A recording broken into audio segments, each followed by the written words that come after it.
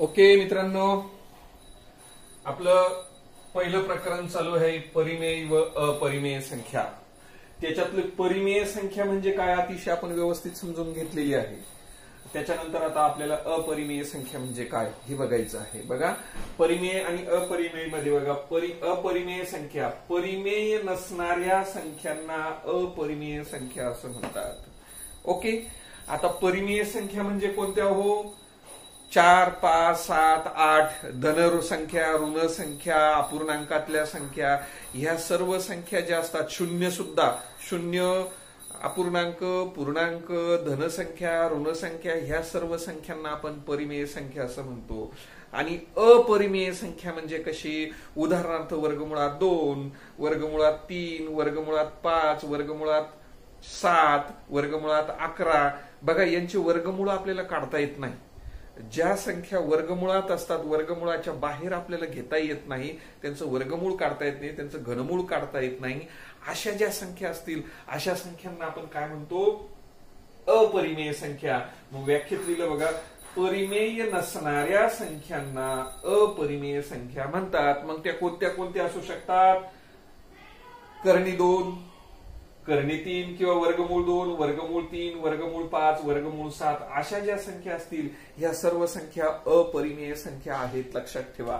आता एक एक पॉइंटचा आपण विचार करू. लक्षात घ्या, परिमेय संख्यांप्रमाणेच अपरिमेय संख्या देखील अनंत असतात. आपण बघितलं, परिमेय संख्या अनंत आहेत.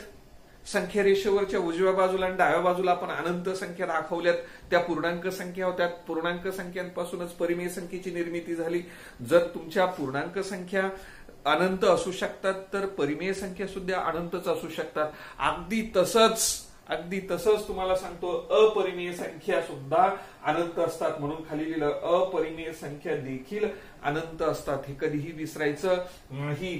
चला, 2 नंबरचा क्रमांक, परिमेय संख्यांप्रमाणेच अपरिमेय संख्या देखील वास्तव संख्या आहेत. याचं कारण असं आहे बघा, कुठलीही संख्या जर संख्या रेषेवर तुम्हाला दाखवता आली तर ती संख्या वास्तव संख्या आहे.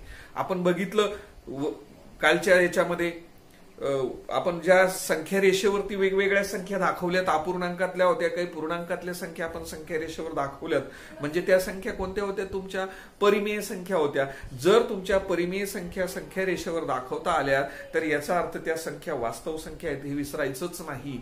अगदी त्याच पद्धतीने अपरिमेय संख्या म्हणजे उदाहरणार्थ वर्गमुळात 2, वर्गमुळात 3, वर्गमुळात 5, वर्गमुळात 7, ह्या संख्या सुद्धा तुम्हाला संख्या रेषेवर दाखवता येतील. मग त्या जर संख्या रेषेवर दाखवता येतील तर 100% त्या सुद्धा वास्तव संख्या आहेत. म्हणून खाली लिहिलं, परिमेय संख्यांप्रमाणेच अपरिमेय संख्या देखील वास्तव संख्या आहेत. त्यामुळे आपण त्या संख्या रेषेवर दाखवू शकतो. आपल्याला दाखवायचं आहे पुढे आता, म्हणून मी हा मुद्दा या ठिकाणी मांडतोय. लक्षात ठेवा. त्याच्यानंतर खाली तिसरा मुद्दा अतिशय महत्वाचा, पाय. पाय ही संख्या कुठे वापरली जाते? हे चिन्ह पाहिलेलं असेल तुम्ही. वर्तुळाचं क्षेत्रफळ काढा. त्या ठिकाणी आपण वर्तुळाचे क्षेत्रफळ काढत असताना पायची किंमत घेतो आपण. पायची किंमत 22/7 घेतो, किंवा ती अपूर्णांक दशांश अपूर्णांकामध्ये 3.14 घेतो. लक्षात ठेवा, या ठिकाणी पाय ही संख्या देखील अपरिमेय संख्येचे एक उदाहरण आहे. विसरायचंच नाही, तुम्हाला परीक्षेमध्ये विचारलं जाईल पाय परिमेय आहे किंवा अपरिमेय आहे, त्यावेळेस डोळे लावून सांगायचं ती अपरिमेय संख्या आहे. परंतु काय झालं माहितीये का, आपण अंदाजे पायची किंमत आहे ना, आपण 22/7 किंवा 3.14 ह्या किमती घेतो. ही सुद्धा एक्झॅक्टली एकदम पूर्णपणे करेक्ट नाही आहेत त्या संख्या.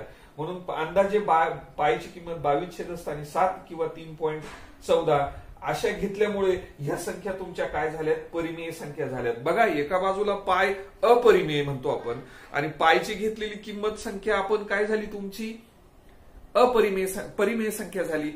हा या ठिकाणी विरोधाभास आहे, थोडंसं लक्षात घेण्यासारखं आहे. आणि एक गोष्ट अजून लक्षात ठेवा, आपण बघितलं पण परिमेय संख्येचं दशांश रूप आवर्ती असतं. परिमेय संख्येचं दशांश रूप खंडित आणि आवर्ती असतं, अखंड आवर्ती असतं. बरोबर आहे?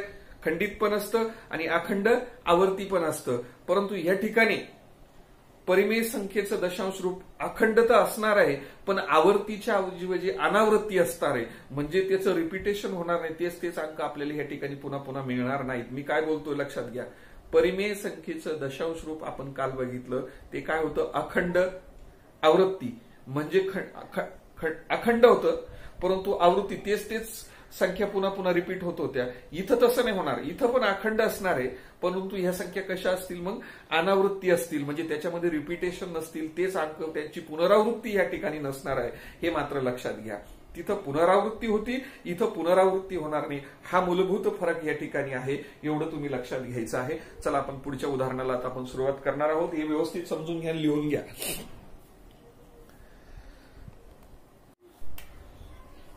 ओके मित्रांनो, सराव संच 1.4 मधलं पहिलं उदाहरण कृती म्हणून आपल्याला ह्या ठिकाणी दिलेलं आहे.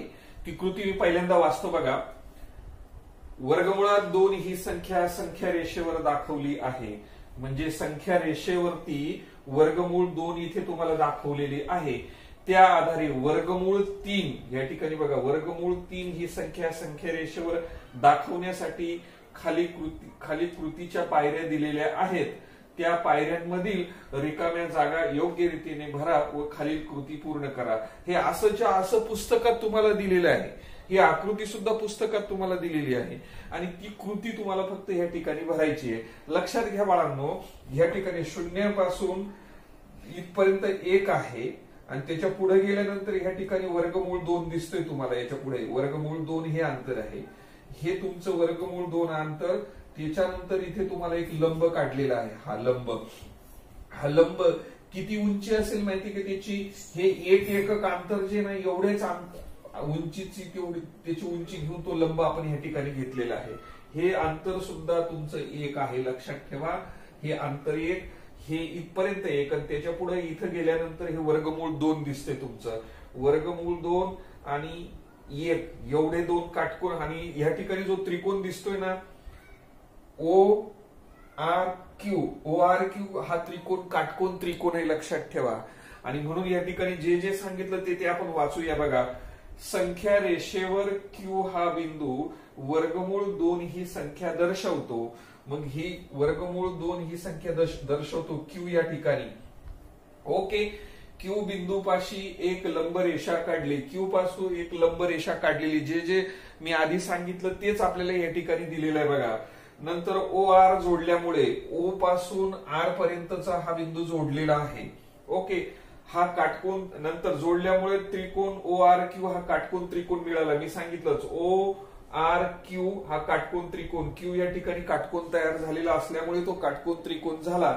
ओके, नंतर लेंथ OQ ची लांबी म्हणजे O पासून Q पर्यंत, हे इथपर्यंतचं अंतर वर्गमूळ 2 दिलेलंच आहे ऑलरेडी ते. ओके, नंतर लेंथ OR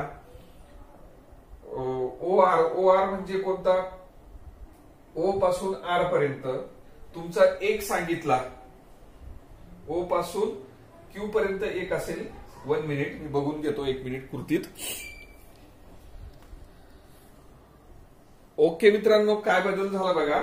जसं OQ बरोबर वर्गमूळ 2, O पासून Q पर्यंत वर्गमूळ 2, आणि इथे OR शब्द लिहिला गेला आहे, तो O नाहीये, लक्षात घ्या. म्हणून मी पुस्तकात पुन्हा बघितलं आता थोड्या वेळापूर्वी. त्याला QR म्हटलेलं आहे. हा Q आहे. QR म्हणजे Q पासून R पर्यंत हे अंतर तुमचं 1 सेंटीमीटर किंवा 1 एककाचं अंतर आहे. हे जर 1 एकक असेल तर हे सुद्धा तुमचं 1 एककाचं अंतर आहे. लक्षात घ्या, कुठपर्यंत 1 एकक? इथून इथपर्यंत 1 एकक, आणि इथून Q पर्यंत मात्र वर्गमूळ 2 अंतर आहे, लक्षात ठेवा. तिथे गोंधळ होऊन द्यायचा नाही.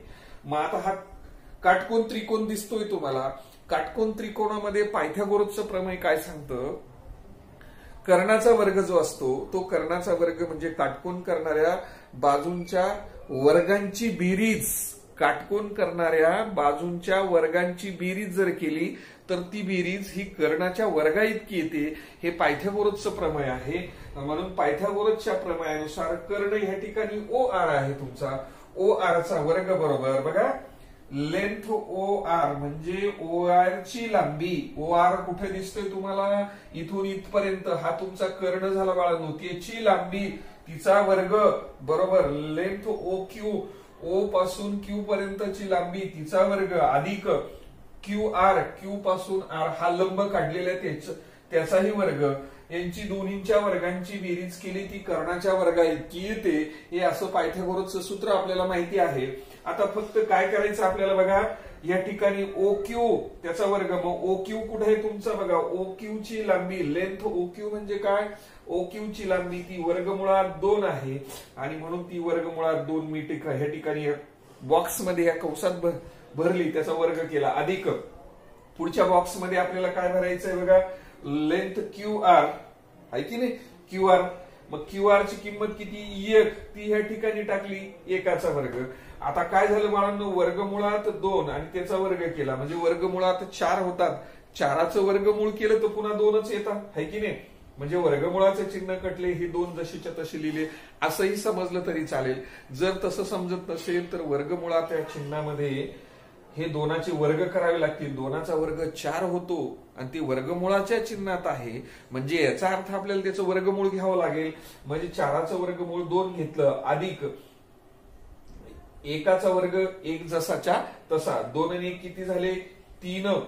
ओके, ही कसली किंमत आहे बाळांनो, ओ आर चा वर्ग, ओ आर म्हणजे ह्या कर्णाची लांबी आहे, मग ओ आर चा वर्ग जर कर्णाची लांबी 3 असेल पण आता तिचं वर्गमूळ आपल्याला घ्यावं लागेल म्हणून वर्गमुळात किती येतील 3 येतील. लक्षात घ्या हे वर्ग आहे म्हणून इथं पुढे वर्गमूळ काढलं लांबी काढण्यासाठी, म्हणून लेंथ ओ आर बरोबर किती येईल वर्गमुळात 3.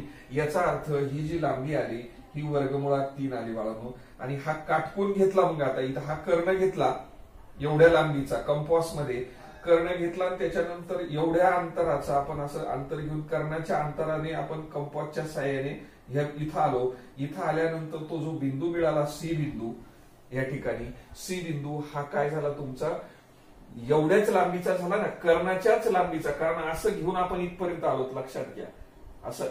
मग कर्णाच्या लांबी इतका म्हणजे कर्णाची लांबी वर्गमूळ 3 आहे, तर ती वर्गमूळ 3 ही संख्या आपल्याला संख्या रेषेवरती अशा पद्धतीने दाखवता आली. लक्षात घ्या मी काय सांगतोय, अशा पद्धतीने इथे वर्गमूळ 3 आपण संख्या रेषेवरती दाखवलेली आहे. अशा पद्धतीने अतिशय सोपा असा भाग आहे, व्यवस्थित लिहून घ्या.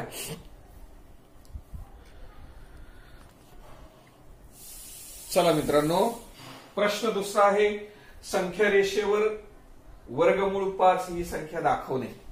मग मी या ठिकाणी एक संख्या रेषा काढली, या संख्या रेषेच्या उजव्या हाताला उजव्या बाजूला हे 1 एकक अंतर, हे 2 एकक अंतर, इथून पुढे हे 3 एकक अंतर, इथून पुढचं हे 4 एकक अंतर असं घेतलं. नंतर काय केलं बघा, तुम्हाला ही संख्या दाखवायची आहे, ही संख्या दाखवण्यासाठी मी काय केलं, इथपासून इथपर्यंत हे 1 अंतर आहे, इथपासून इथपर्यंत हे एकक म्हणजे पूर्ण किती अंतर झालं तुमचं, हे पूर्ण 2 एकक अंतर झालं. लक्षात घ्या इथून इथपर्यंतचं अंतर 2 एकक. ओके, 2 एकक अंतर. त्याच्यानंतर हे जे अंतर आहे ते अंतर याच्या इतकंच किंवा याच्या इतकं 1 एकक आहे इतकंच अंतर घेतलं आणि हे अंतर तुमचं 1 एकक आहे. मी ते अंतर वाटलं असते ह्या बाजूला लिहितो, थोडस इथे आत लिहितो म्हणजे सोपं जाईल तुम्हाला. ओके, आता नंतर बघा मागच्या सारखेच नाव देऊ. हा तुमचा ओ बिंदू, ह्या बिंदूला मी पी बिंदू म्हणतो आणि इथे या ठिकाणी क्यू बिंदू घेतला. ओके, आता काय करायचं बाळांनो, हा तुमचा काटकोन त्रिकोण तयार झाला. काटकोन त्रिकोण तयार झाला तर कोणत्या प्रकारचा त्रिकोण आहे सांगा, मग तो काटकोन त्रिकोण ओ पी क्यू हा काटकोन त्रिकोण तयार झाला. ओ पी क्यू हा काटकोन त्रिकोण काय झाला, हा तुमचा काटकोन त्रिकोण. आता काटकोन त्रिकोणामध्ये पायथागोरसचं प्रमेय लावतो. पायथागोरसचं प्रमेय सांगतं कर्णाचा वर्ग म्हणजे ओपीचा वर्ग. काय करायचा, ओपीचा वर्ग बरोबर पी क्यूचा वर्ग अधिक ओ क्यूचा वर्ग. हे पायथागोरसचं प्रमेय आहे, ओ क्यूचा वर्ग आहे की नाही.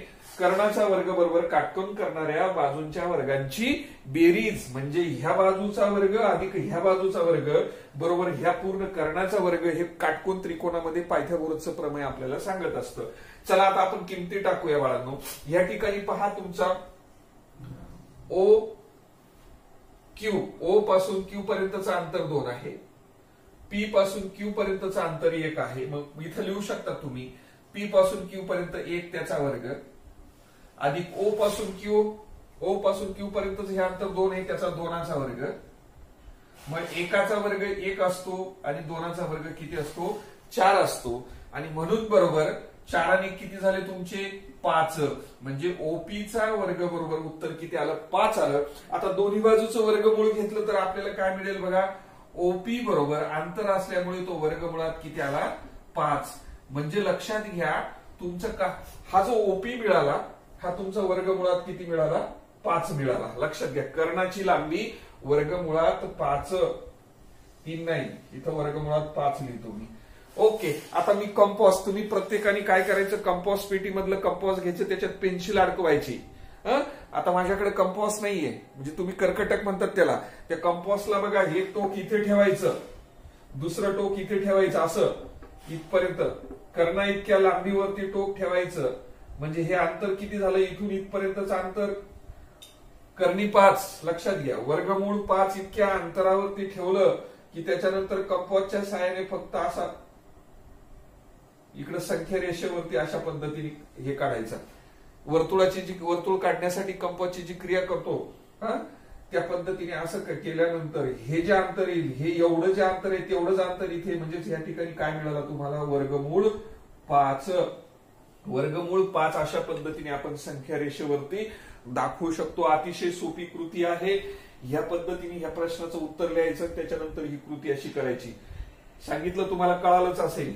कंपॉस मध्ये अंतर पकडायचं, अशा अंदाजे हाताने करू नका. मी हाताने केलं म्हणून तुम्ही हाताने करू नका. कंपॉस मध्ये अंतर घेऊन असं बरोबर इथपर्यंत बिंदू आणा आणि तो जो बिंदू मिळणार आहे हे जे अंतर हेच अंतर तुमचं वर्गमूळ 5 असेल. ओके, व्यवस्थित काढून घ्या, समजून घ्या, लिहून घ्या. ओके मित्रांनो, आता संख्या रेषेवरती वर्गमुळात 7 ही संख्या दाखवायची आहे. आता बघा आपण वर्गमुळात 5 ही संख्या या ठिकाणी दाखवलेली आधीच्या उदाहरणामध्ये, तेच मी आता या ठिकाणी कंटिन्यू केलं. आता तुम्हाला वर्गमुळात 7 दाखवायची. लक्षात घ्या आता इथं तुमचा वर्गमूळ 5 आला ना, या ठिकाणी काय करतो बघा, वर्गमूळ 5 आला ना, या ठिकाणी बघा तेवढ्याच लांबीचा रेषाखंड घेतो मी आता या 5 वरती.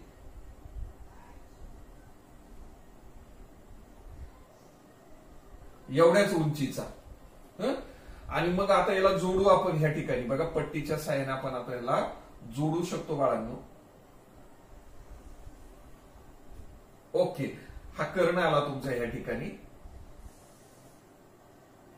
लक्षात घ्या हा कर्ण आला. ओके, आता काय झालं तुमचा हा वर्गमूळ 5, हे पहा हे वर्गमूळ 5 आणि त्याच्यात जर 1 हे वर्गमूळ 5 आले आणि हा 1 इथपर्यंतचा अंतर तुमचं 1 आहे. ओके, इथून आता काय करणार, कंपॉस ठेवला इथे एवढ्या अंतराला, तुम्ही अशा पद्धतीने गेलात, तुम्हाला ह्या ठिकाणी वर्गमूळ 6 मिळाला. लक्षात घ्या जसं वर्गमूळ 5 काढला तसं ह्या ठिकाणी काय मिळालं तुम्हाला वर्गमूळ 6 मिळाला. लक्षात घ्या हे थोडंसं माझ्या हाताने काढतोय, तुम्ही मात्र कंपॉसच्या साहाय्याने करा. या ठिकाणी वर्गमूळ 6 आला. ओके, वर्गमूळ 6 आल्यानंतर पुन्हा या ठिकाणी काय करूया आपण, एक लंब काढूया, तो पण एवढ्याच उंचीचा याच्याच. ओके, पुन्हा आता ह्याला काय करायचं, हे टोक आणि ओ पर्यंत जोडायचं आपल्याला अशा पद्धतीने. ओके, पहा आता तुम्हाला वर्गमूळ 6 दाखवायचं आहे, 7 दाखवायचं आहे. आता काय झालं, हे जे कर्ण इतकं अंतर आहे, हे पहिलं काय झालं होतं तुमचं कर्ण वर्गमूळ 6 होतं, आणि दुसरं काय वर्गमूळ 7, हे कर्ण इतकं अंतर घ्यायचं आणि इथून पुन्हा कंपॉसच्या साहाय्याने असं या ठिकाणी काढायचं. तर इथे मिळणारी जी संख्या असेल संख्या रेषेवर ती 7 असेल. कळलंय का तुम्हाला? पहा इथे आपण घेऊन वर्गमूळ 5 इथे दाखवली होती, तिच्या समोर एक लंब काढला, त्या लंबापासून इथपर्यंतचं जे अंतर आहे ते कर्ण झाला. तो कर्णाची जी लांबी झाली ती वर्गमूळ 6 झाली पायथागोरसच्या प्रमेयानुसार. तिथून पुन्हा तुम्ही अशा पद्धतीने कंपॉसच्या साहाय्याने हा बिंदू या ठिकाणी मिळवला, त्याला वर्गमूळ 6 असं म्हणतात.